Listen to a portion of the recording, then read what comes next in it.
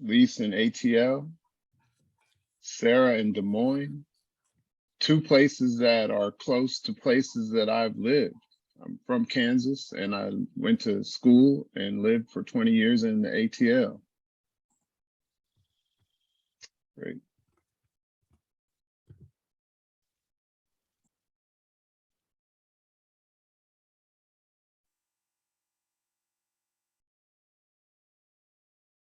There's a few more people coming in that aren't on camera yet. If you can hear me, go ahead and put where you're calling, where you're dialing in from in the chat, just so I can get a sense of who's with us. We're going to get started pretty quick. I'm pretty long-winded, and I know that if I don't, I'll over talk. So please, we'll get started in a minute. Just for those of you that have just came in, fantastic. Lafayette, Indiana, New Jersey. Thank you, Kristen, Karen. We're going to get started. Just for sake of time, just know that if you haven't ordered Reconstructing Inclusion, please do. Pre-orders are available at our website of my firm, Inclusion Wins. You can also, if you are on LinkedIn and you haven't linked in with me, please do. The book link to pre-order is available there. If you are interested in bulk orders, they're available at a discount for your organization or your group of friends. I'm not very good at this, so I'm going to get it out of the way so we can actually have a real conversation. I speak in addition to writing. And so if you hear anything today that resonates and you think people would resonate with it within your organization or community, or it would resonate in the hearts and minds of your people, I'd be honored to be invited.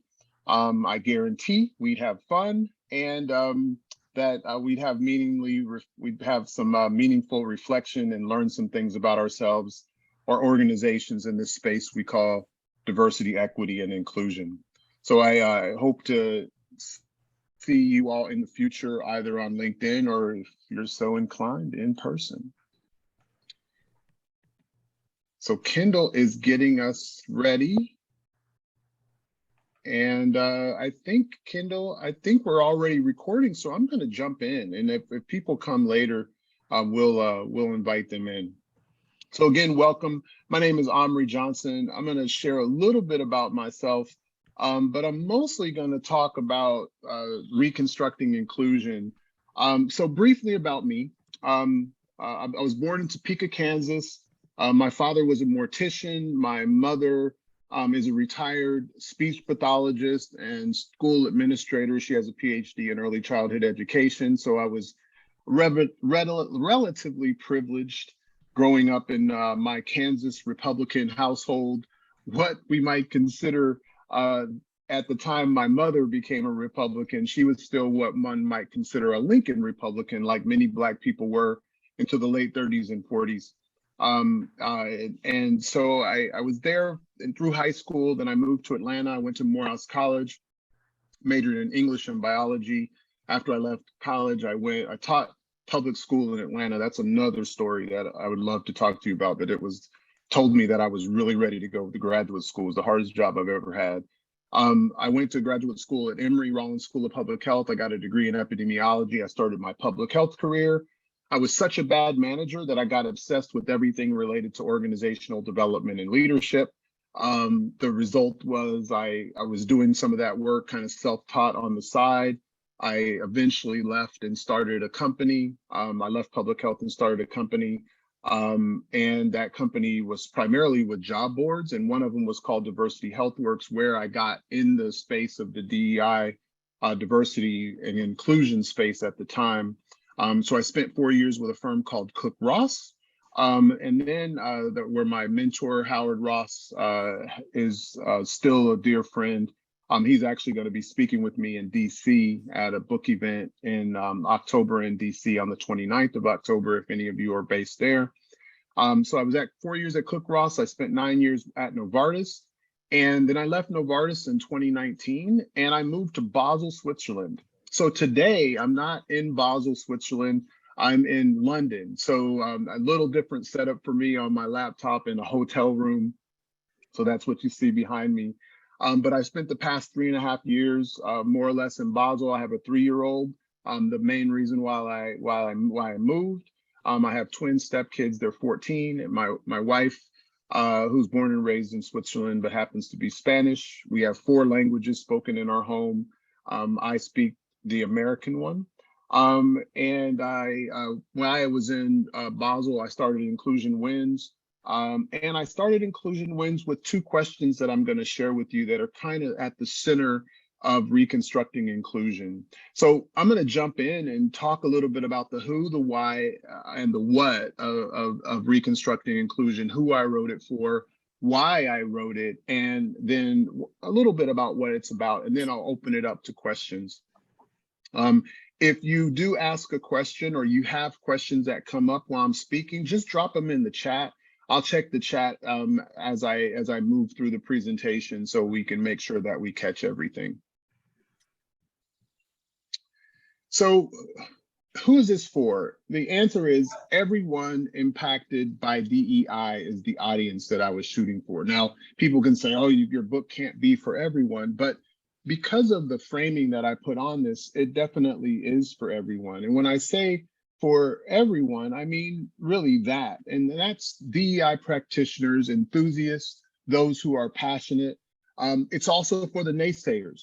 It's also for those who are on the fence. I did a talk in 2008 or 2009, and one of the speakers that was on stage with me was Melvin Gravely. Mel is a businessman out of Ohio, and he told a story about his wife wanting to re-landscape their front yard.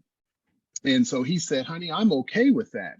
And she proceeded with the plan, and it came time for him to cut down a tree in the front yard. And he realized he was okay with her bringing people in and her taking over the re-landscaping, but he wasn't necessarily for himself cutting down that tree. And there are quite a few people in organizational life that are okay with DEI, but not necessarily for it. The book is for them too. So this book is for people who are aware and generally of the belief that DEI is a cultural necessity. That's why I wrote this book. It's for people who only know DEI through their social media feeds. I wrote this book for them. It's for the most senior manager and the most junior Gen Z employee. I wrote this book for them. For anyone who desires and is committed and willing to rethink diversity, equity, and inclusion, I wrote this book for them. So that's kind of an overview of who is it for. Now, one of the reasons why I wrote this book at the time that I did, and I started writing it before the murder by lynching of George Floyd. And so I felt like a lot of our conversations, and I felt like it actually amplified since the murder of George Floyd, ironically, is I wanted to prevent DEI's death by 1,000 platitudes. There was a lot of really good talk around DEI, but we haven't really made it as sticky as we could. We haven't necessarily created the transformative ways of being that we could transform. And I wanted us to collectively, as practitioners, as organizational people in leadership roles, or just being taking on leadership in organizations. So I wrote this book so we could get beyond that. So reconstructing inclusion, our ultimate aim, it was the question, what is the ultimate aim for DEI? And in the introduction of the book, I ask, and you'll see that I ask a lot of questions about this work.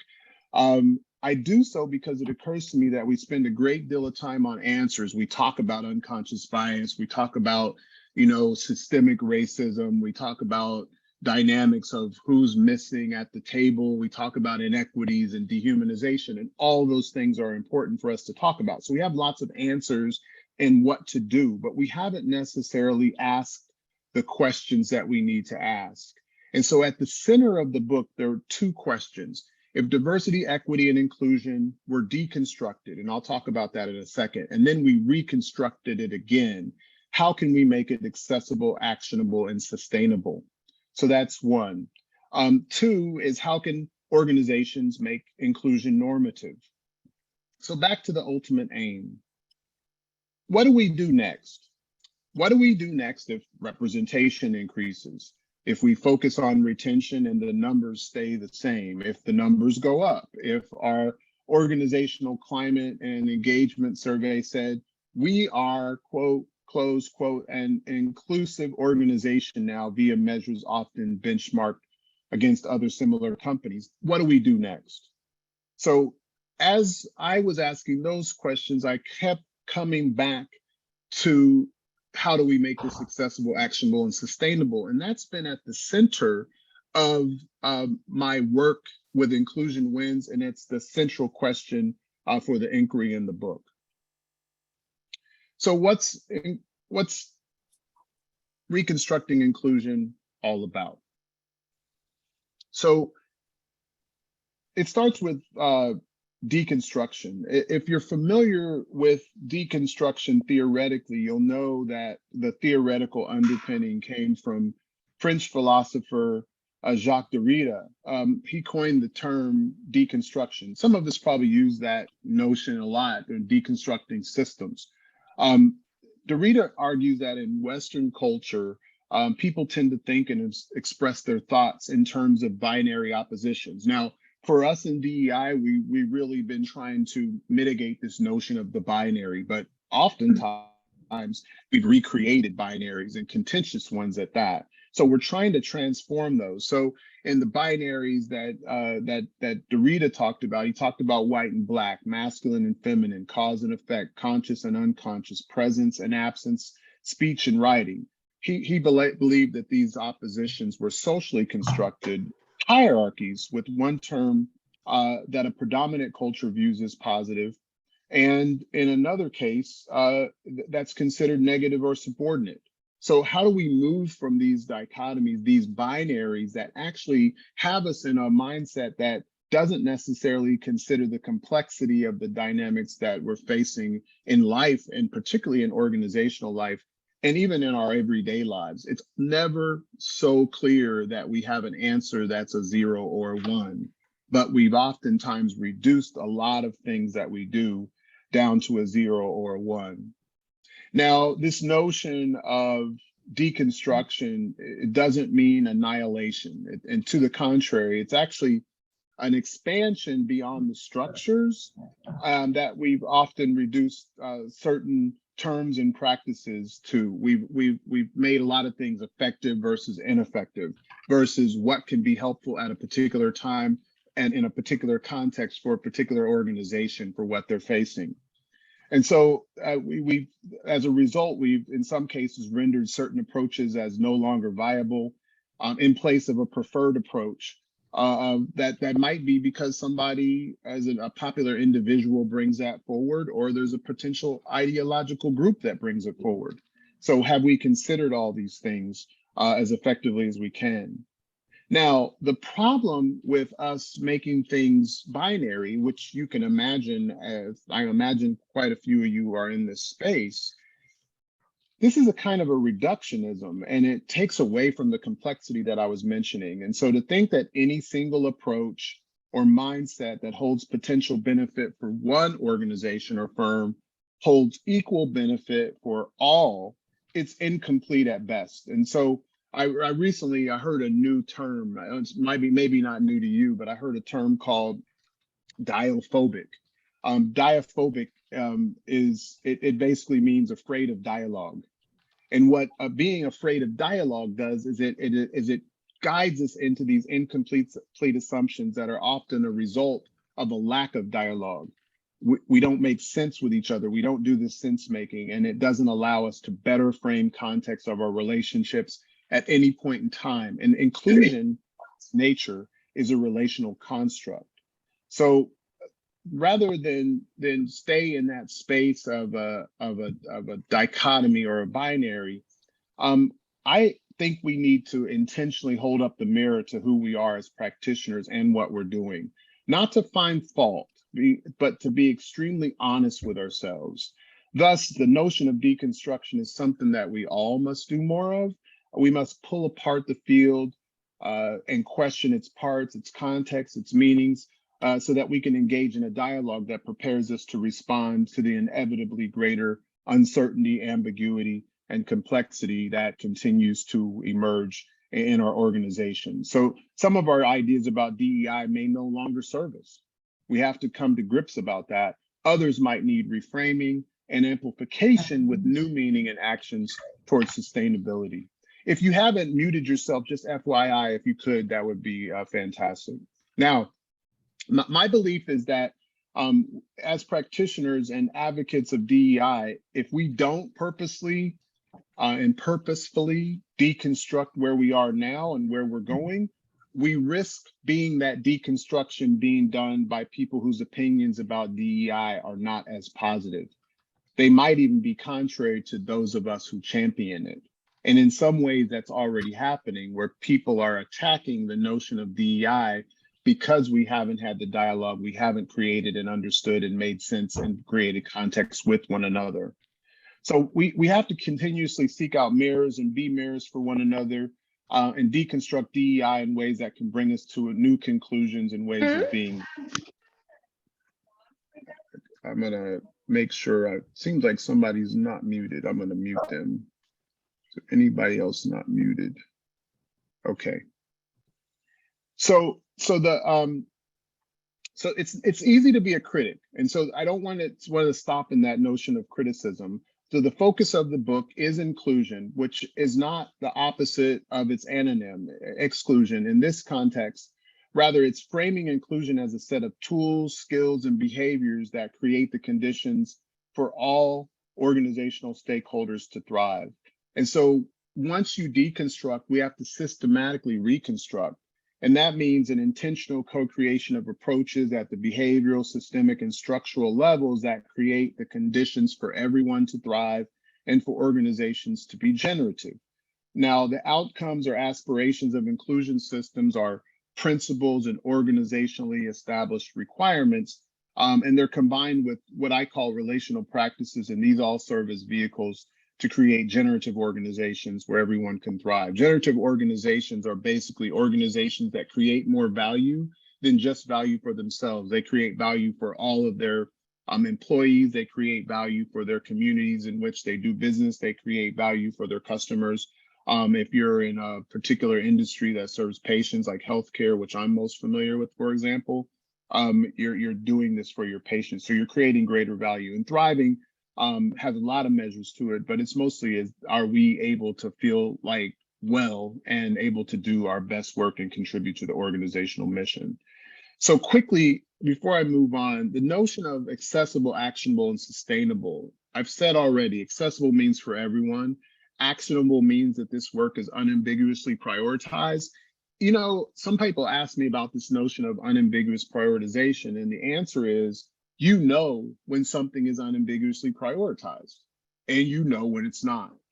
And as an organization, the embodied experiences or lived experiences of your people will tell you if they feel like inclusion or DEI is unambiguously prioritized. They'll also tell you if it's purpose aligned. Is it fitting in? Is it advancing who you are as an organization? Not just the simple purpose is profit, but purpose that's bigger than anyone's preferences, traditions, or conveniences on an individual level. So Reconstruction is, in a way, an exposition into and through the field of diversity and inclusion. So as we move to close, these are a couple images. One of them is, it's a Danish artist, sculptor named Jeppe Hein. Jeppe displayed this particular labyrinth, mirror labyrinth is that he called it, at Brooklyn Bridge Park in 2015, along with some other cool pieces. He also did something similar at another exhibit at Gallery 303 in New York. And so what I put that up there is for this to be a mirror. And when I wrote this book, I wanted to be extremely honest with myself. And it made me think about a story one of my spiritual teachers told me back in 2008. I picked him up in the airport. We had about a 40-minute ride in Atlanta, and I'm telling him about all my problems. And I was particularly telling him about a couple of my business partners, and I felt pretty righteous about what had happened, and it didn't transpire the way I wanted it to. And he finished, we were about probably, I don't know, half a mile from where we were gonna, where I was dropping him off. And he said really calmly, he said, it's really hard for people to be honest. And of course, in my head, I was like, yes, exactly. People aren't honest. But when I reflected on it, he wasn't necessarily talking about my business partners. He guided me to check my perspective.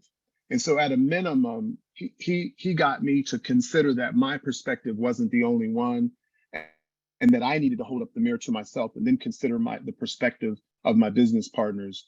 And as a result, although our business partnership closed, our relationship as friends has flourished, and there's a lot of deep love and respect, and it's persisted for almost 15 years now. So I'm going to close out and just share a excerpt from the book. And this is in chapter 5, DEI practitioners, what's going on? The subtitle is The Middle Path. We've set DEI efforts in motion via civil rights activism, social justice, humanitarian, social, and moral responsibility that led many to engage in DEI careers. These are all legitimate, and to abandon them would be draining to the historical spirit of DEI. When thinking about the summary of our social justice efforts and desire for our organizations to be good corporate citizens, once again, Dr. Roosevelt Thomas, who I quote a lot in the book, asked an incisive question. What do the best interests of society dictate that we do? And I would add, whom should we be doing it for? The answer to that last question, as I said about accessible, is to everyone. I've always been fascinated with labyrinths. I'm similar to the mirror labyrinth here. I'm enamored by the complexity of their designs, their sacred geometry, the contextual elegance of their designers, and more uniformly, the structure and purpose of labyrinths. Unlike mazes, labyrinths have one way in and out of their terminus. They have a single possibility for those who enter to reach the ultimate destination, which lies in the center. We must all enter with the intention of reaching this center point. This center point is not a destination where once reached, we win. Rather, it is the destination towards a new genesis, a point that upon entering, we reflect, we ponder, and convey to all that have taken the journey and all that follow what we've learned with each turn, each impasse, each step. As a DEI field, it's time we escape from the conversational networks of contention, the cycles of reincarnation, the cautionary brand, the deadlock situations that we sometimes find ourselves in. Our days of pursuing mostly incomplete ideas and ideals and of not evolving personally or organizationally, they need to end. There's a calling to the extraordinary, a calling that spoke to most of us when we began this work that needs to be pivoted back towards. This calling to the extraordinary asks us to thoughtfully enter the complexity of the labyrinth we have created. It's a calling that's agnostic to everything existing beyond our attachments, preferences, traditions, and desires for the elevation of a single idea or identity, and that one that only chooses humanity. Entering this labyrinth won't be without frustration. It won't eradicate conflict. There'll be turns that we learn from and turns that leave us sad and angry. Nonetheless, the center of the labyrinth will serve as a space for all of us, which is the true nature of belonging, equity, and inclusion with all of its transformative potential. So I'm going to stop there. I hope you all got a chance to kind of take in a little bit about what the book is all about. And I can open it up for questions and any thoughts that you might have on what was shared. Thank you so much.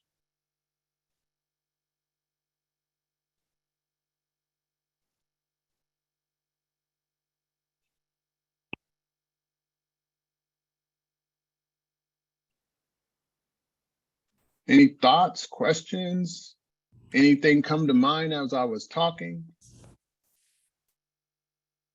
Raise your hand or just jump in.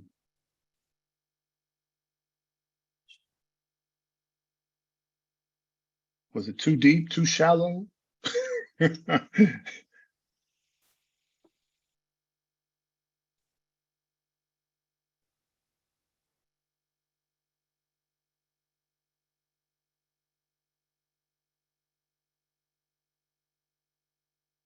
Now, I'll ask a question and maybe you all could answer that. We're going to be doing 4 listening events, tours around the US. Um, we'll start in Boston on the 21st of October, and then we'll be in Atlanta on the 24th of October. Then in Topeka, Kansas, where I grew up, on the 26th of October, and then in DC on the 29th. And we're going to be having a question about rethinking DEI. What do you think we need to do? What things do we need to be thinking about, reconsidering, reimagining in the space as you see it today? See somebody in the chat. Sharon says, deconstruction is interesting. How do we get our leaders who don't understand theory to take a leap with us when wanting to take bolder approaches like KPIs and sharing accountability? Hi, Sharon. It's good to see you. I'm here in London today. I didn't know if you heard me when I came on. You know, my approach has always been to have broad dialogues. I prefer large systems change. And so you get your leaders to go beyond theory and into practice when you start allowing those embodied experiences of your people to come to the fore. Then you can start creating the inputs and outputs along with the more rigor around KPIs and certain outcomes. The outcomes of an inclusion system are always thriving and generative organizations, but we work with our clients to build more understanding of what those inputs look like and to get to those outputs that we create together. So Elise, I totally agree. We need more tangible examples. And in the book, there is one example when I talk about an inclusion system. Inputs to me I'm agnostic to what they are, as long as they create the right outcome of thriving in generative organizational cultures. So one story I tell there is about a pharmaceutical organization I work with. They were having issues with their safety people really jiving with the teams. We created an intervention of just contracting with the teams more effectively. The result, with them being more included in the team dynamic, was that they were able to make better contributions to the projects, and the projects' timelines actually stayed on target or sped up in the places where they contracted appropriately. So there's inputs that we can do that are not super complicated, but they're not just so-called DEI inputs. It's not just training, or it's not just reconstructing and re-looking at your candidate engagement or your candidate experience systems. You got to look at every system that you have and see within those systems where can inclusion play a role to allow the organization's people as well as the organization as a whole to thrive. So I think you're spot on, Elise. We need more cases. That's what the inclusion system development is all about, is creating the space to do the experimentation and then say what we learned, what worked, what doesn't, what connotes progress for even those people that are on the fence or are a little bit opposed to the DEI space as a whole.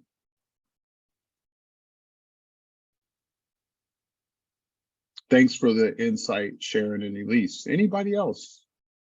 What do we need to do to rethink this space where we are now? I think that we have a window of opportunity since the murder of George Floyd. I sometimes wonder, are we actually fully taking advantage of it, or have we exhausted it in a way that is not sustainable? And I don't know the answer. I'm wrong, but the way I'm seeing it is there's a lot of waning interest in the conversation about racism. Doesn't mean we shouldn't stop engaging in those conversations, but have we included people in a way that doesn't make them think it's a zero-sum game? Have we created the right dialogue so people know what inputs that they're responsible for, and that this isn't about them over there taking this on for this? And them could be you all as DEI professionals, it could be your employee resource groups, it could be your council, but this isn't for those people to do it. This is for everyone to be getting involved in various ways in their everyday work. And those are the places that I really have seen change when we work with our clients in that regard. Anybody else? What do we need to do rethinking DEI? I know we only have a couple minutes to go. Actually, we're really at time now. Well, I want to thank you all for engaging today. Please sign up. I mean, go pick up the book, Reconstructing Inclusion. You can find it at inclusionwins.com. And of course, on my LinkedIn profile. You are not connected with me. I'd love to connect with you. Thank you for taking the time to join me today. And I'm hoping that we get a chance to engage again in some platform, or in person in the not too distant future. Make it a great day. Peace.